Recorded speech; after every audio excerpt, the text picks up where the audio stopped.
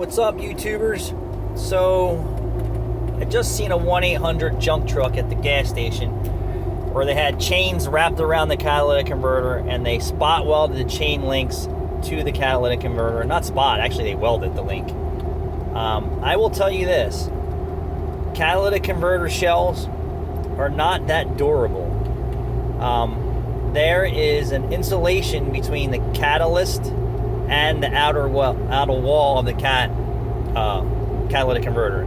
So that metal shell that you see on the outside, the next layer inside of that is an insulation material that helps it expand and contract without destroying the catalyst element inside, and also absorbs vibration that can help limit or minimize the vibrations transferred from the exhaust system to the catalyst inside.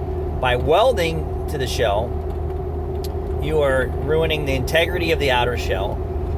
You're also causing the interior material, it's almost like a fiberglass, it is like fiberglass, it's some type of insulation material that doesn't catch on fire, but that only has a certain operating range of temperature, and I assure you welding is exceeding the temperatures it can handle.